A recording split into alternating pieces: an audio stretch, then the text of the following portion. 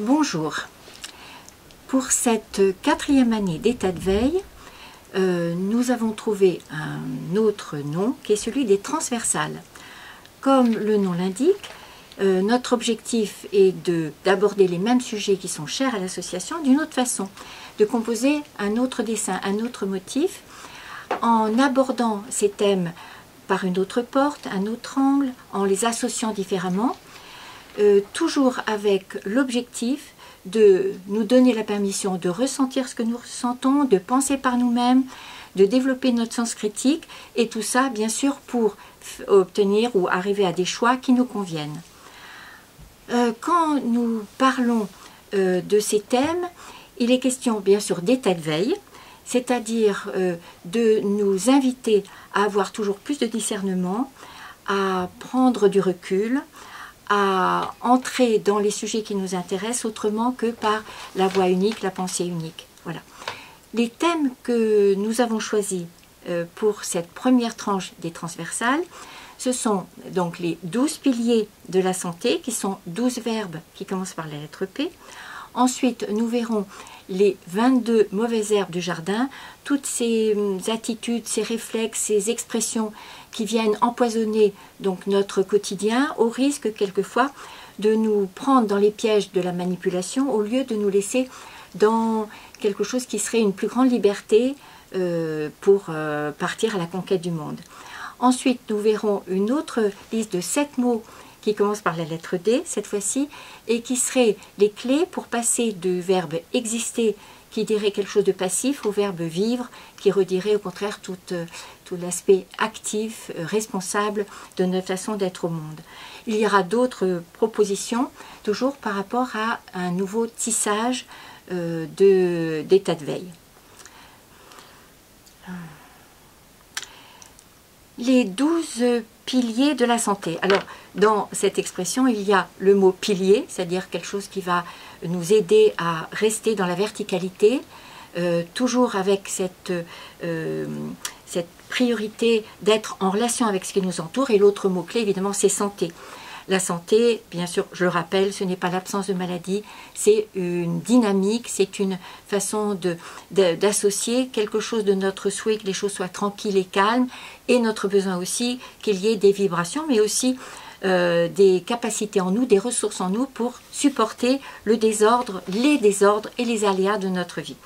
Alors, dans ces 12 piliers, donc je le redis, 12 verbes qui commencent par la lettre P et dont j'ai choisi de les mettre dans un ordre qui a du sens, c'est pas par hasard. Voilà. Le premier verbe, c'est le verbe perdre. Perdre, en quoi est-ce que la santé serait vraiment associée à notre capacité à perdre? Eh bien, c'est que je vais limiter les compléments de ce qu'on pourrait mettre à ce verbe perdre parce qu'ils sont infinis. Ça peut être, bien sûr, sur un plan émotionnel, perdre les relations. Donc, on a bien sûr quelque chose qui a à voir avec l'abandon, le rejet, et puis les autres blessures. Bon, c'est quand même la première perte sur notre parcours. Perdre le regard de maman, l'attention de papa, donc quelque chose qui dit, effectivement, qui viendrait menacer notre sécurité et surtout la permanence. Ensuite, il y a perdre notre intégrité physique, donc perdre notre force, notre puissance, et bien sûr perdre quelque chose qui a à voir avec l'acuité de nos sens, l'ouïe, la vue, toutes ces choses. Il y a ensuite quelque chose qui renverrait à perdre la tête, perdre la maîtrise. Alors je mets bien sûr le mot maîtrise parce qu'on aura l'occasion de voir combien il s'oppose au mot contrôle. La maîtrise qui est cet élan vital, qui est cette gourmandise aussi, et qui nous permet de développer nos ressources et nos talents et nos dons et notre faculté de parler d'autres langues, mais aussi d'utiliser les outils et d'avoir du plaisir à développer notre compétence sur les outils tels que l'informatique. Et puis ensuite, il y a quelque chose qui nous touche plus dans notre confiance dans la vie ou dans la perte de confiance. Alors, donc, perdre confiance, ça serait d'abord en soi, perdre confiance dans les autres, et là, ça revient à ce que je disais sur la blessure d'abandon, la blessure de rejet, et puis perdre confiance dans la vie.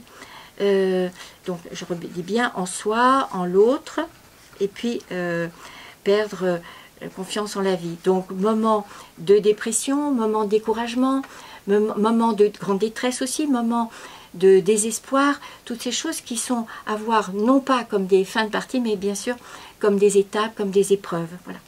Et puis, bien sûr, tout ce qui renvoie à la maladie, qui nous ferait perdre un petit peu de tout ça aussi. Et puis, bien sûr, quelque chose qui renvoie à perdre la vie, donc quelque chose de la mort. Elle peut être symbolique, elle peut être émotionnelle. Et puis, bien sûr, elle est la mort comme la fin de ce parcours d'un siècle de vie. Voilà. La perte, elle est continuellement présente. Et de la même façon qu'elle est présente, il y a aussi toutes nos ruses pour éviter de perdre ou pour éviter de sentir les émotions qui accompagnent cette expérience de perte. Donc continuellement, nous rusons, nous élaborons des comportements, des stratégies de défense, des mécanismes de défense pour éviter cette crainte d'être submergé par tout ce qui accompagne cette ce premier pilier. Donc, perdre est douloureux, perdre peut être menaçant, en proportion donc avec ce que nous avons construit de sécurité intérieure ou de réseau autour de nous, mais cette aptitude à perdre va être un pilier, le premier pilier de la santé. Voilà pour ce premier verbe qui nous fait peur. Voilà pour le verbe perdre. Deuxième verbe comme pilier de la santé, c'est parler. Parler, parler, parler. Contrairement à ce verbe perdre dont je multipliais comme ça tous les compléments, je nous invite chaque fois que je parle de parler à sentir le verbe lui-même, le verbe intransitif. Donc j'ai eu l'occasion de parler bien sûr dans d'autres moments d'état de veille, et là parler c'est une expérience. Ça a à voir aussi avec cette conquête du monde. C'est je vais gagner en sécurité, mais aussi en capacité à être relié grâce à cette aptitude à parler. Donc, parler comme une aptitude avant de parler comme le contenu de ce que je vais dire. Donc, parler, donc vous savez déjà que je l'associe beaucoup avec mais pas trop. Et donc, parler, c'est d'abord une puissance, c'est d'abord un plaisir, c'est d'abord donc un pouvoir, quelquefois, et c'est pas la même chose que puissance, c'est une capacité, c'est un apprentissage, bien sûr, ô combien long quelquefois, et redouté plus ou moins selon notre caractère, notre éducation, toujours notre sécurité intérieure, et parler ensuite, et donc de façon très différente, c'est le contenu, ce que je dis. Ce sont les mots à distinguer de la musique, voilà. Et d'en parler, ce que je veux souligner, toujours par rapport à cette priorité de pilier de la santé, parler, c'est une énergie. Et nous voyons bien qu'il y a ce que nous disons, mais il y a aussi cette façon, par le corps, par le regard, par les gestes, de signifier quelque chose de cette puissance donnée au monde, et de la puissance que je me donne aussi de me faire exister, et donc de majorer encore et encore quelque chose de cette santé, santé dans la relation et santé au monde. Voilà pour parler. Troisième pilier, le verbe pleurer. C'est le même trouble du fait de notre éducation, donc dans pleurer.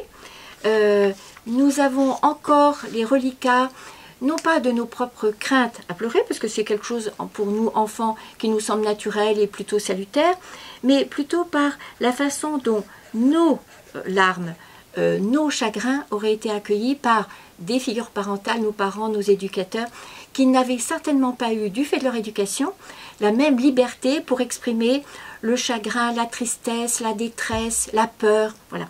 Pleurer est vraiment quelque chose qui permet de laver l'âme, mais aussi de soulager le corps, donc c'est une histoire physiologique, soulager le corps de toutes ces hormones qui sont immédiatement sécrétées au moment d'un choc, d'un propos, d'une épreuve de trahison, de honte aussi.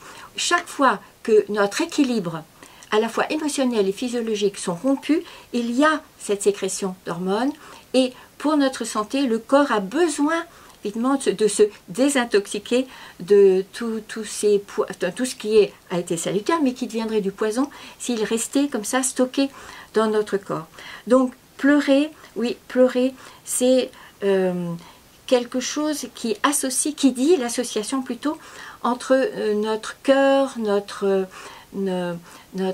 âme, nos émotions et le corps qui a à accompagner toutes ces turbulences avec un outil qui sont les larmes. Donc les larmes, et quand je dis les larmes, ça me permet aussi de distinguer soit la tristesse, ou même avant, la mélancolie, le regret, tout ça c'est encore quelque chose qui est maîtrisé par le mental.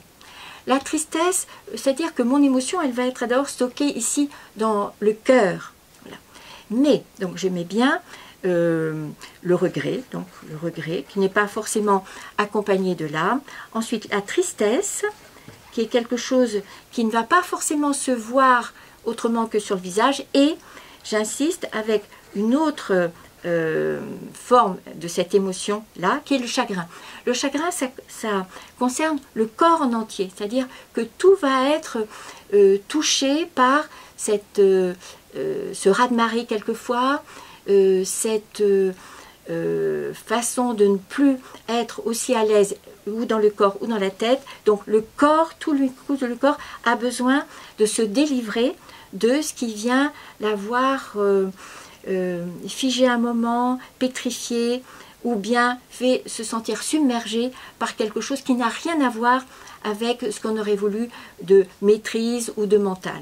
Voilà, donc le chagrin est quelque chose qui a besoin d'être exprimé, au sens de sortir, et que cette expression sera d'autant plus salutaire et facilitée ou légitime qu'il y aura autour de nous une ou plusieurs personnes pour accueillir ces larmes sans forcément nous inviter à faire le lien de causalité ou de proportionnalité entre ce qui a causé ce chagrin et la légitimité de pleurer. Donc, quelle que soit l'émotion ou quelle que soit l'origine de l'émotion, donnons-nous la permission d'être au clair dans cette liberté de pleurer autant que nous en avons besoin. Quelquefois, nous disons pleurer tout son sou. Voilà pour pleurer. Des larmes, du temps, de la sécurité intérieure et de l'accueil, surtout de l'accueil pour nous en train de pleurer. Pas accueillir notre émotion elle-même, forcément, mais nous avec cette émotion, nous avec ce désordre à l'intérieur de nous. Donc voilà pour pleurer.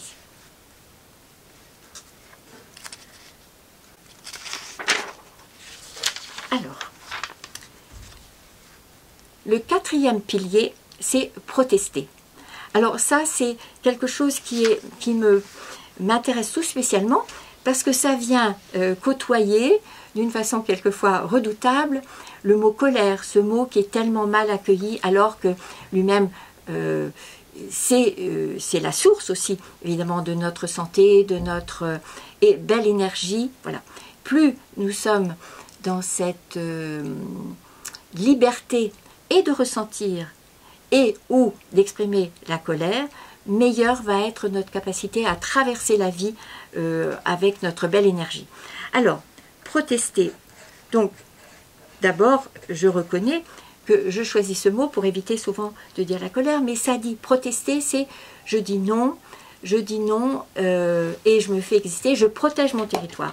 Alors, protester, donc, va bien du côté de colère, dire non.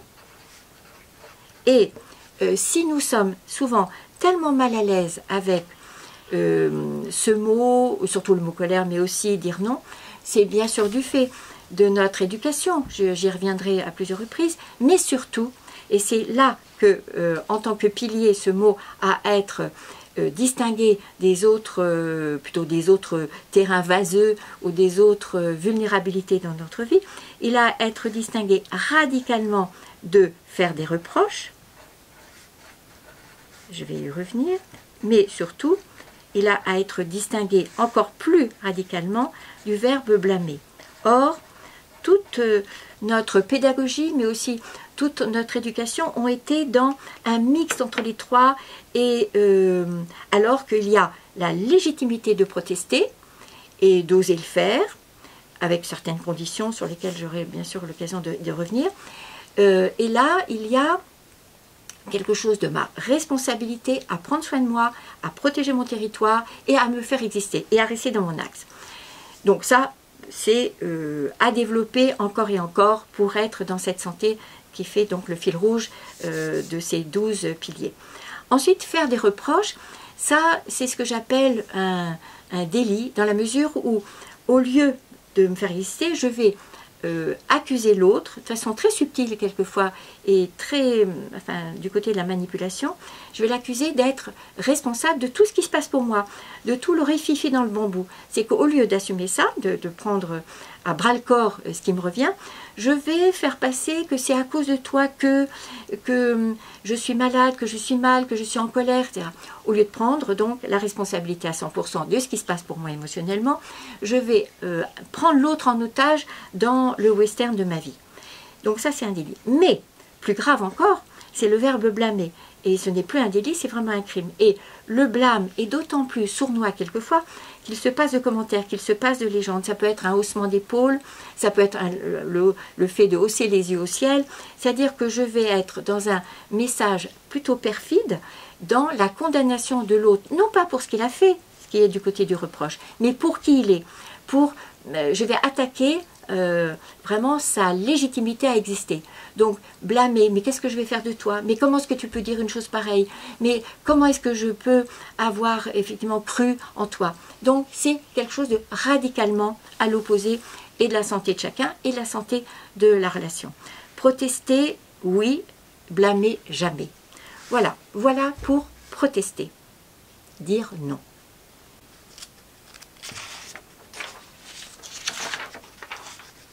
Cinquième terme, commençant par la lettre P, c'est se plaindre, me plaindre. Alors là, c'est encore bien sûr à dissocier de nos expériences et surtout des résistances autour de nous à cette activité qui pourtant est très salutaire. Si j'avais pu dire autant que j'en avais besoin, maman bobo, j'ai mal, j'en ai marre que les choses ne se passent pas comme je veux, etc. Si j'avais pu développer ma façon de me distinguer de tout ce canigou-ronron, des choses qui n'allaient pas, si j'avais pu dire que j'en avais vraiment marre d'aller à l'école, marre de supporter telle et telle chose, marre de souffrir de tel handicap ou de telle maladie ou de telle difficulté, alors j'aurais pu rester dans mon axe, j'aurais pu rester avec surtout cette possibilité de dire j'en ai marre, non pas les autres sont méchants, j'en ai marre. Or, voilà, très vite, on nous a transmis cette confusion terrible, mortifère, entre se plaindre, me plaindre et me mettre dans une position de victime. C'est-à-dire dire quelquefois les mêmes choses, mais pas dans cette liberté à reconquérir, mais avec l'intention, le plus souvent inconsciente, de trouver chez l'autre un sauveteur, de trouver le moyen d'être reconnu, non pas dans ma puissance à conquérir, mais reconnu dans mon impuissance, reconnu dans ce qui fait de moi une pauvre petite chose qui veut devoir continuer à trouver ce même réconfort en majorant quelque chose de moi victime dans la vie. Alors, je suis victime, bien sûr, je suis victime des injustices, mais quand je parle de posture de victime, c'est la façon dont je vais ériger ce qui m'est arrivé en statut, ou moi en statut, susceptible à ce moment-là d'être plainte. Voilà, je suis plainte par les autres au lieu d'être consolée, au lieu d'être rassurée, au lieu d'être accueillie. Voilà, je veux être accueillie dans ce qui se passe mal pour moi, au lieu d'être plainte et d'être identifiée à l'objet de ma plainte. Voilà, donc, me plaindre,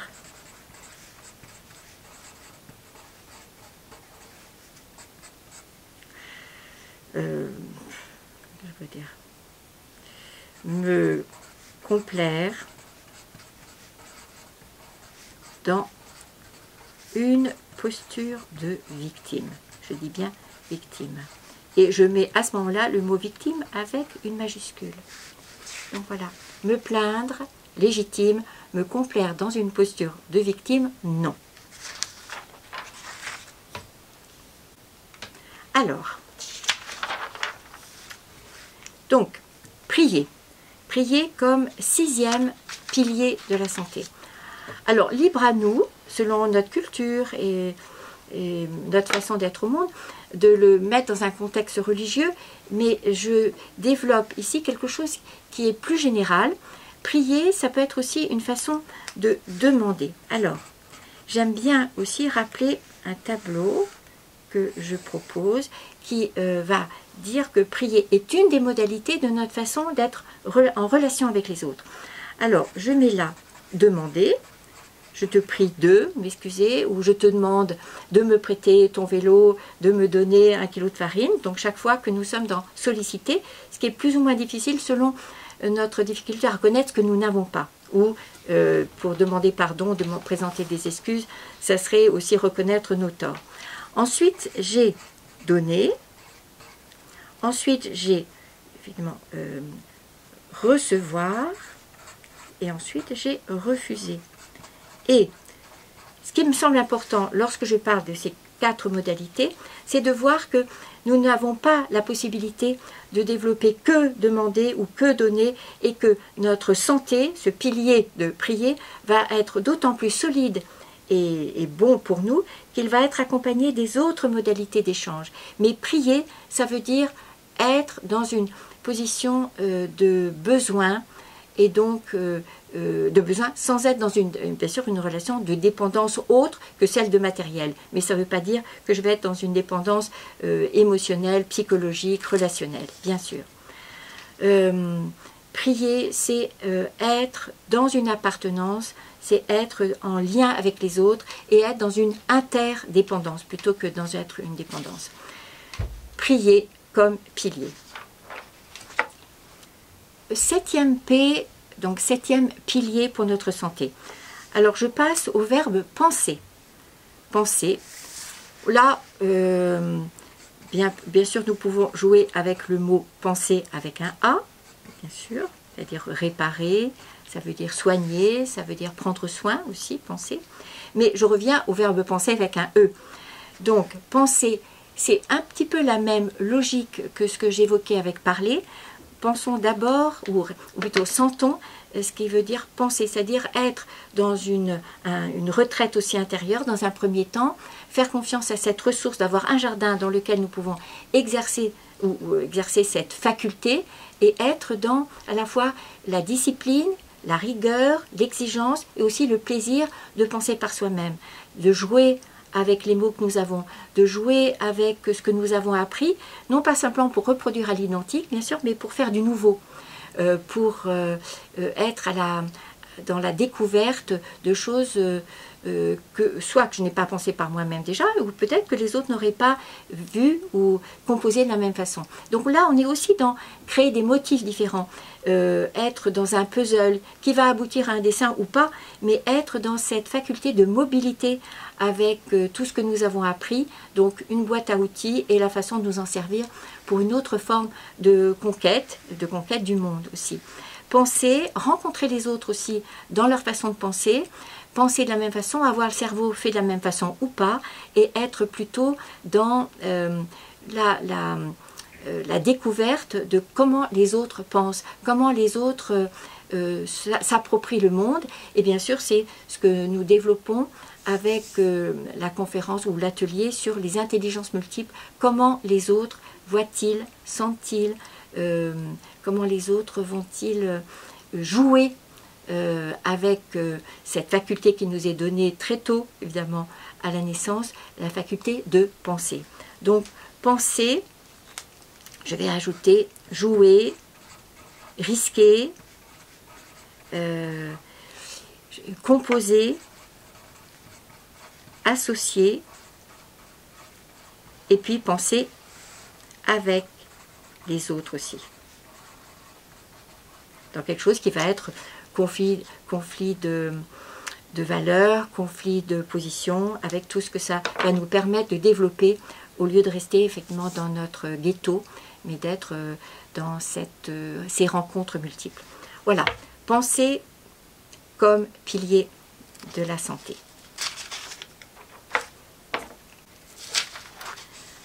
Je suis au 8e mot, 8e verbe, qui est me permettre.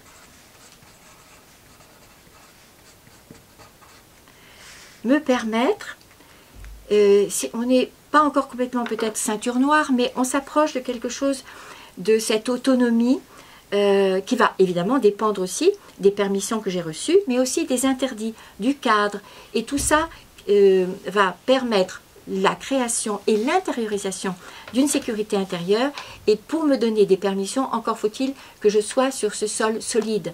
Donc il y a eu un pilote dans l'avion, ça m'a permis de construire un sol stable, l'expérience d'une permanence, et dans ce cas, je vais pouvoir multiplier les expériences, les rencontres, les découvertes, les voyages, qu'ils soient autour de la planète ou autour de ma chambre, pour être dans cette santé qui veut dire gourmandise, qui veut dire prise de risque aussi, sans nous mettre en danger. Donc, me permettre, c'est associé avec un autre pilier également. Me permettre, c'est être en contact avec du désir, être en contact avec mes ressources, être en contact aussi avec ce que j'appelle très souvent l'aventure de la vie. C'est est-ce que j'ai le droit de partir à la découverte du monde, ou est-ce que je suis encore contrainte de continuer à obéir, de continuer à faire du même, de continuer à être dans un discours plutôt ventriloque que explorer des langages nouveaux, des rituels aussi que je ne connaissais pas encore. Voilà, me permettre, me permettre.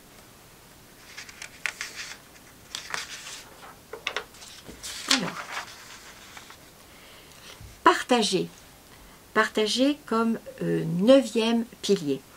Partager, évidemment, c'est associé pour moi à un des mots les plus importants dans l'expérience de notre vie, qui est celui de la générosité, évidemment. Et ce que j'aime dire, que ce soit dans les logiques des familles, des couples, mais de toutes nos relations, c'est que pour bien illustrer ce qu'est la générosité, au-delà du concept, c'est que c'est ce qui va s'opposer absolument à ce qu'est la comptabilité. Est-ce que je suis en train de peser, de mesurer, d'être dans un principe de réciprocité qui irait donc du côté de ce livre de comptes, ou est-ce que je serai toujours dans le respect de partager et aussi de vérifier le principe de réciprocité du côté de la générosité? Donc complètement autre chose. Là, on donnera priorité à la fluidité de la relation, à la chaleur de la relation, au plaisir de la relation, plutôt qu'aux objets eux-mêmes partagés. C'est être dans la dynamique du partage qui va du côté de la multiplication, alors que du côté de la comptabilité, on va être dans plus et moins, mais surtout du côté de la peur du moins.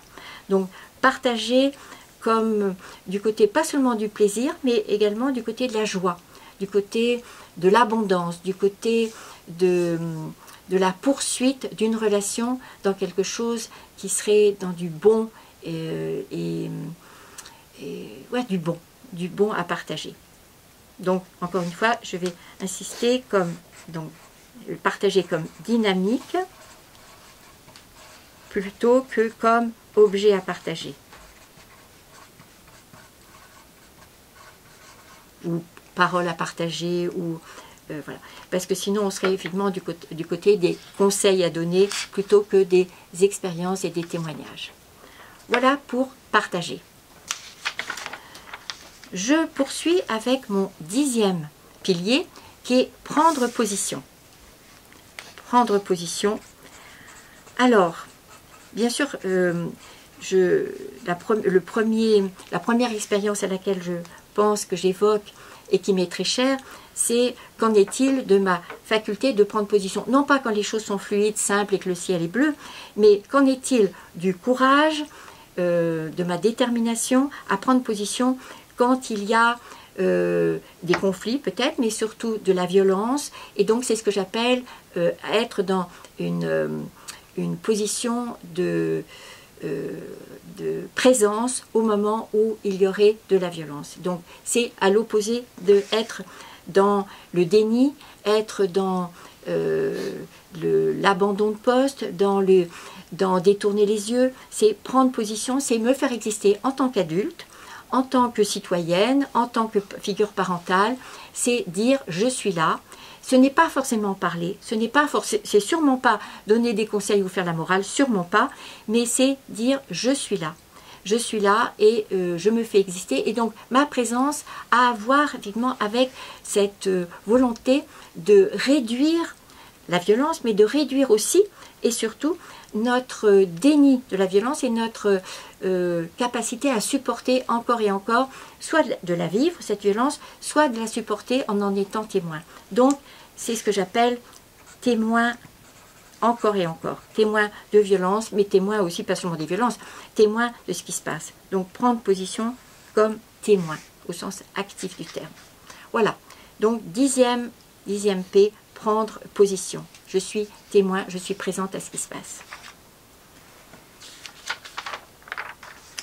11e terme, 11e pilier, pardonner.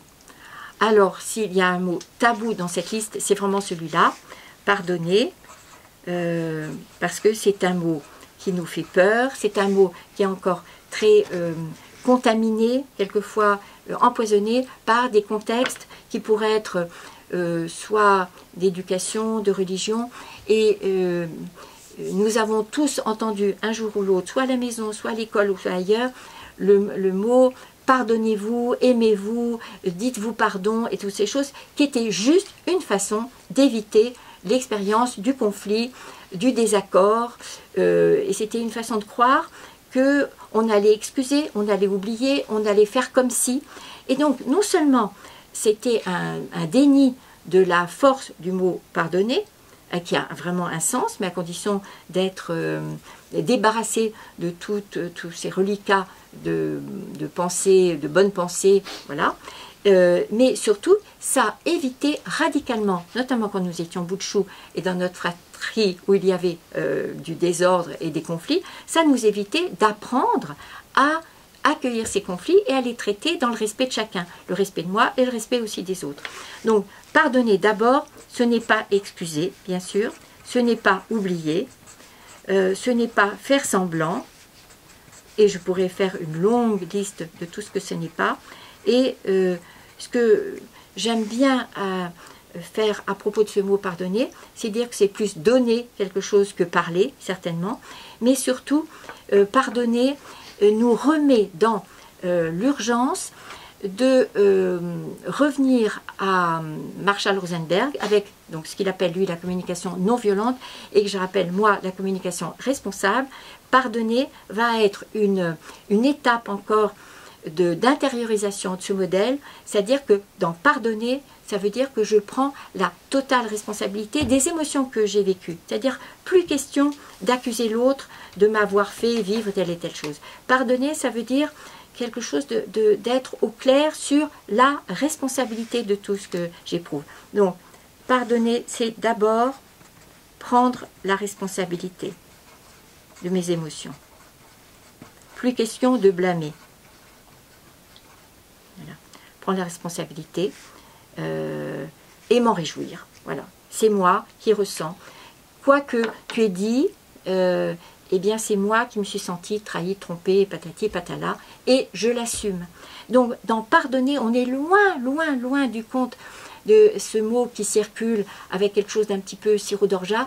On est au contraire dans la façon d'être dans un respect majeur de moi, de l'autre, des autres, grâce à cette appropriation de mes émotions à fond. Voilà, pardonner, mot tabou, mais mot évidemment très exigeant. 12e pilier de la santé, et j'y tiens énormément, évidemment, donc là il apparaît juste à la fin de la liste, c'est payer le prix. Payer le prix. Ce n'est pas par hasard que je le mets à la fin, et c'est pour ça que j'aime bien, le premier c'est perdre, le dernier c'est payer le prix. Pas de maturité, pas de responsabilité, pas de liberté non plus, pas de respect tout court, tant qu'il n'y a pas, effectivement, d'abord la responsabilité d'avoir repéré que dans tous nos choix, toutes nos décisions, il y a un prix à payer, et que c'est ça qui va faire la différence, autant que les objets à choisir, mais ça nous remet chaque fois dans cette charge que nous avons, cette conscience aussi, conscience qu'il y a un prix à payer, ensuite conscience des différentes options, des différents prix à payer, et responsabilité de choisir celui qui nous semble le plus cohérent par rapport à ce que nous voulons, par rapport à nos ressources, par rapport à notre capacité. Voilà. Payer le prix est quelque chose que je trouve trop souvent soit méconnu, soit passer un petit peu rapidement dans les concepts à rappeler. Et payer le prix, c'est donc c'est assumer que la vie n'a pas de prix sans doute, mais elle a un coût. Hein. Et donc je vais payer le coût de ce que je fais. Voilà. Payer le prix, payer le prix, payer le prix. Voilà. Alors, pour juste conclure sur ces 12 piliers, ce que je voulais juste redire, et ça reprendra ce que je disais en introduction sur les liens de tous ces verbes avec état de veille et avec remettre en question, bien sûr que ces verbes ont à nous permettre, grâce à la façon de les intérioriser, de traverser les périodes de désordre et de supporter le désordre pour arriver à un ordre qui sera davantage compatible avec la durée de nos expériences. Ensuite, ça a à voir avec quelque chose de notre stature, de notre façon d'être dans notre axe, et ça a à voir avec quelque chose de la qualité de cette énergie qui viendra certainement pas d'abord de métro, boulot, dodo, mais qui viendra de cette façon d'accueillir le désir en nous, cette gourmandise. Et la gourmandise, oui, mais pour pouvoir la traiter dans un principe de réalité et avec les contraintes de notre vie telle qu'elle existe, c'est évidemment revenir à ces piliers de la santé. Voilà, et à bientôt pour un autre état de transversal.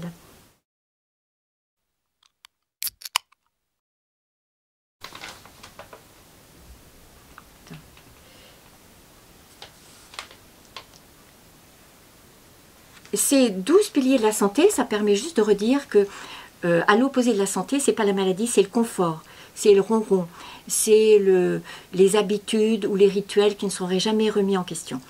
Quand je parle d'état de veille, quand je parle de ces piliers de la santé, je veux parler de notre responsabilité d'être tout le temps dans aiguiser notre regard, affiner notre ouïe, entendre les choses différemment, ne pas acheter les choses pour argent comptant.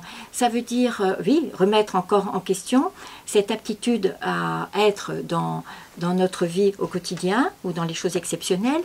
Ça veut dire aussi continuellement développer ces permissions pour être dans la double permission. Ça, je ne le redirai jamais assez. Et méfions-nous de tout ce qui pourrait nous endormir. Donc, quand je dis état de veille, c'est évidemment avoir cette hypervigilance du veilleur de nuit, de ces personnes qui sont sur le pont. Et c'est ce que je nous souhaite à chacun pour rester dans cette vigilance, cette attention à ce qui se passe pour nous et autour de nous.